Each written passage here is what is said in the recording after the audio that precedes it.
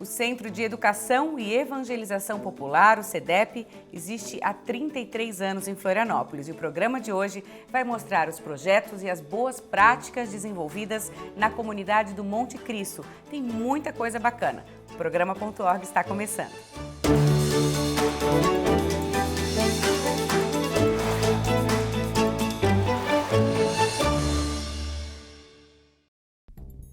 Educação, evangelização, cooperativa de consumo e assessoria para a Associação de Moradores. São as 4 áreas do Centro de Educação e Evangelização Popular, CEDEP, que atende a comunidade do Monte Cristo, na parte continental de Florianópolis. O CEDEP é uma organização não governamental, idealizada pelo padre Wilson Groh, criada no dia 16 de dezembro de 1987.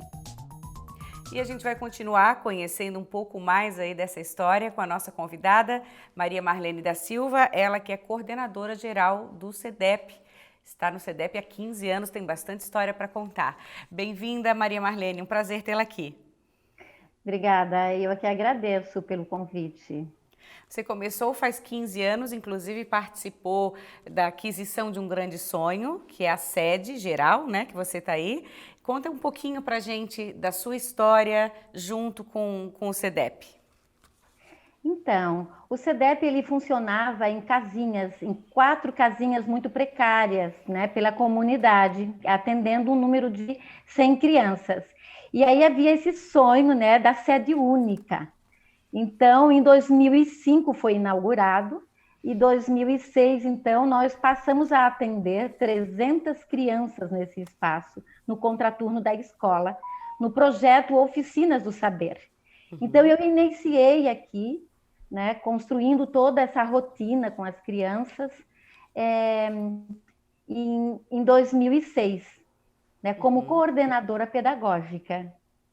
Você falou na questão da rotina, né? Interessante que muitas vezes são crianças que não têm essa rotina. Como é que é o processo? Como é que elas chegam aí nos projetos? Como é que elas são encaminhadas? Como é que vocês definem o que cada criança vai participar? Como é que é na prática mesmo? E sem dúvida, essa rotina que é super importante para elas também, né? Certo. Nós atendemos no contraturno da escola.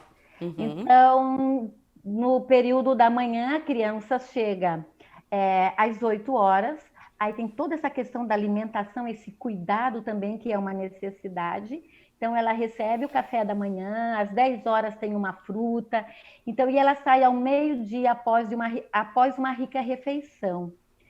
Já no período da tarde, a criança chega ao meio-dia e meio, recebe o almoço, depois, às 3 horas, né, tem uma fruta e às 5 horas um café, um lanche bem reforçado, né?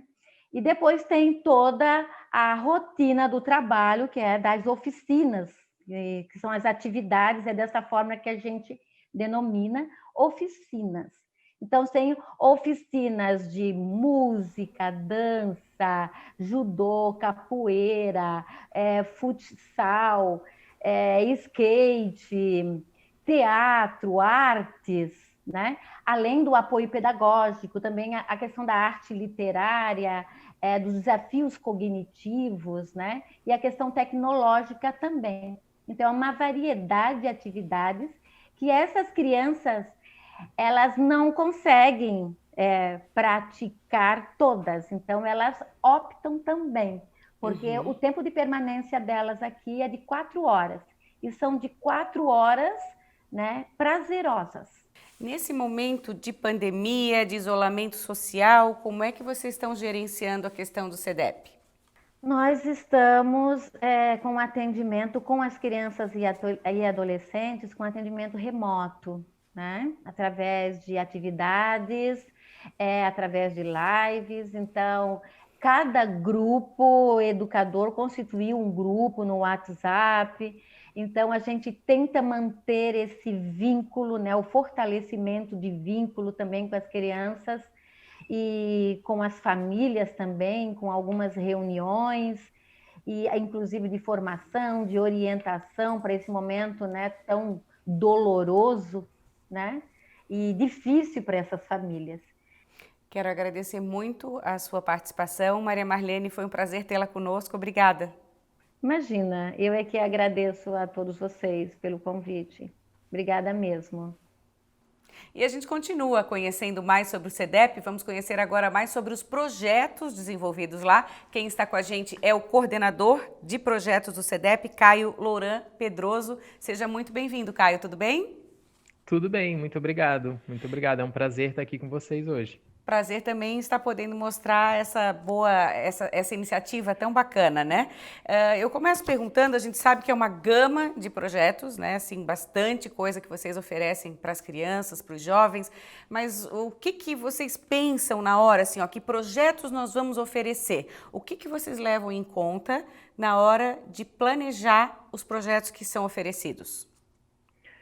Essa pergunta ela é genial porque ela traz um pouco da essência do que é o SEDEP. Assim, o SEDEP ele surgiu há 33 anos atrás a partir de uma demanda do território, uma demanda aqui do Monte Cristo, e cada projeto sonhado, pensado, desenvolvido, avaliado, porque a gente avalia o tempo inteiro e vai recriando as nossas ações, ele surge de demandas do território. Então a gente tem um grande projeto que existe há mais tempo, que é o Oficinas do Saber, e a gente tem outros projetos que foram surgindo ao longo dos anos, a partir das necessidades aqui do Monte Cristo, das necessidades das pessoas, do território ou do próprio SEDEP.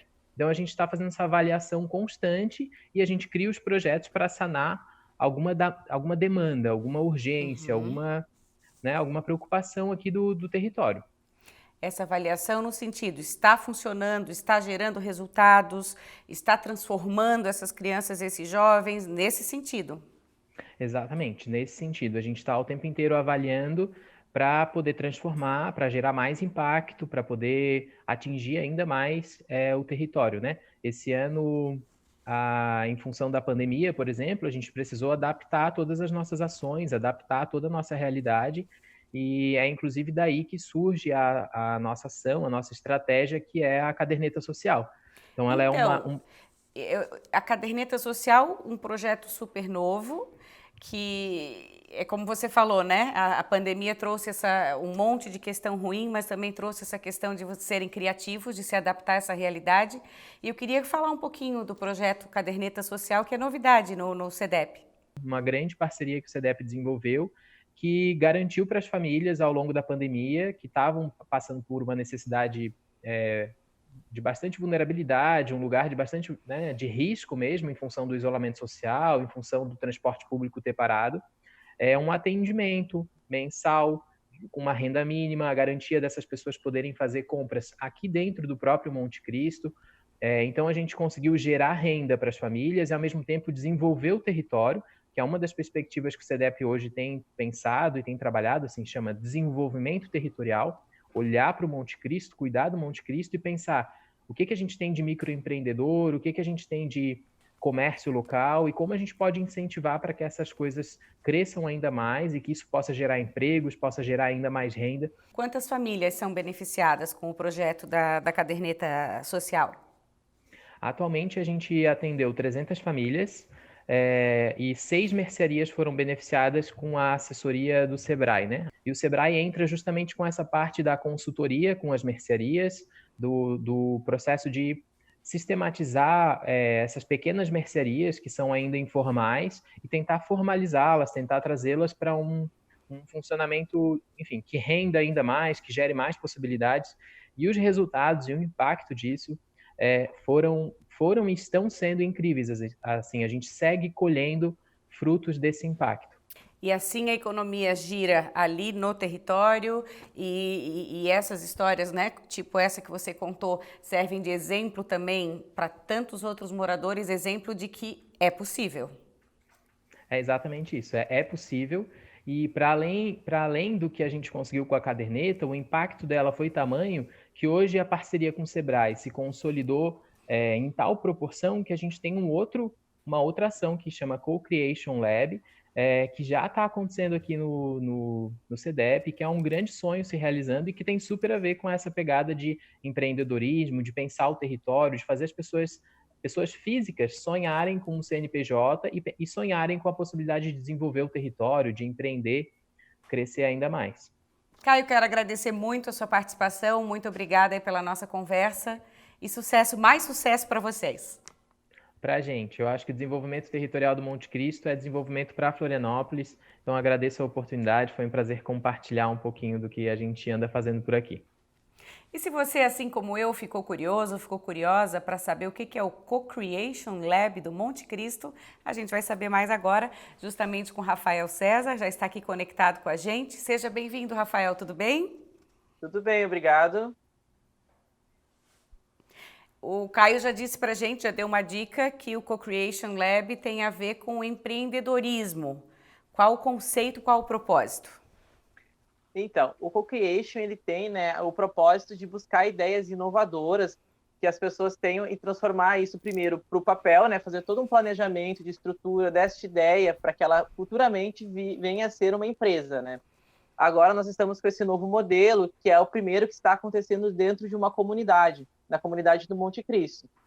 Então, ele busca, né, com que a gente vá lá, encontre pequenos negócios que já acontecem, pessoas que têm vontade de mudar o seu modelo de negócio, que têm vontade de produzir algo que venha ali de benefício, né, ao Monte Cristo A como gente um pode todo. dizer que aquele pontapé inicial, assim, para a pessoa que tem uma ideia, né, que vai chegar e vai conversar com vocês. Ah, eu tenho essa ideia X, e aí vocês vão analisar juntos para ver se é viável, de que forma começar. É desde esse início mesmo? Isso, é desde esse início. Na verdade, as pessoas chegam, né, com algumas ideias, o que a gente tenta encontrar nelas é a veia empreendedora, né, aquela vontade de fazer um negócio dar certo, e a partir dessa vontade, essa ideia inicial, a gente começa a entender qual mentoria que ela precisa, que tipo de assessoramento que ela vai precisar para desenvolver isso.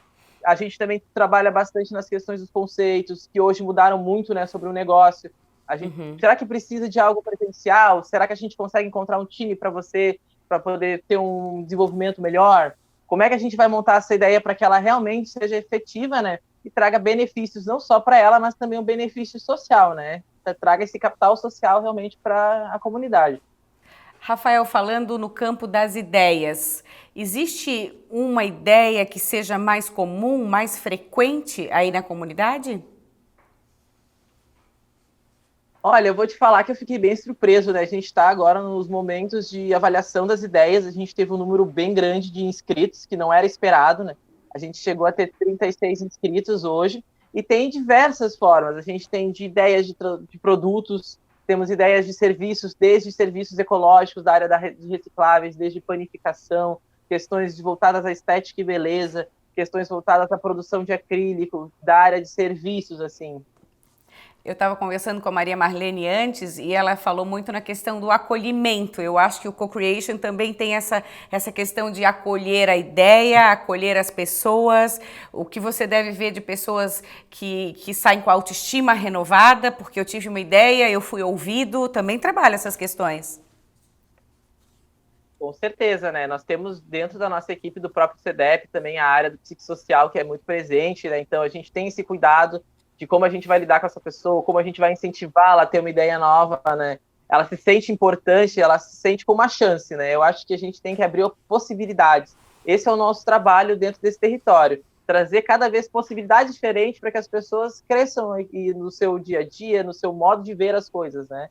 E eles já têm essa força de vontade muito presente. A gente nota pelas formas que eles encontram de resolver os problemas diários, que muitas vezes já tem uma dificuldade, né, da questão de vulnerabilidade. E agora você dá suporte para isso com uma questão técnica e alguém acreditando, alguém motivando, um espaço acolhedor, que eles se sintam bem estarem lá, né, se sintam bem em produzirem, é muito importante. Esse é o primeiro laboratório que está acontecendo dentro de uma comunidade em Florianópolis. Quanto orgulho vocês devem ter e acredito que vai acabar servindo como referência para que seja implementado em outras comunidades também em Florianópolis, né? A gente fica muito orgulhoso, a gente sente um pouco da responsabilidade que é também, né? Porque é lidar com o sonho dessas pessoas, estar ali em conjunto, mas a gente tem uma procura bem grande de mentores também que gostam e se interessam pela causa, que querem participar. Tem sido uma resposta muito positiva e a gente espera que isso traga outras iniciativas como essa, que as pessoas entendam, né, que a periferia ela tem um potencial social muito grande. Quero agradecer muito, Rafael, pela sua participação. Sucesso aí, até a próxima. Obrigada. muito obrigado pela oportunidade de estar aqui falando um pouquinho do nosso trabalho, viu? Obrigada a você pela audiência. O programa .org de hoje vai ficando por aqui. A gente volta na próxima segunda-feira. Até lá!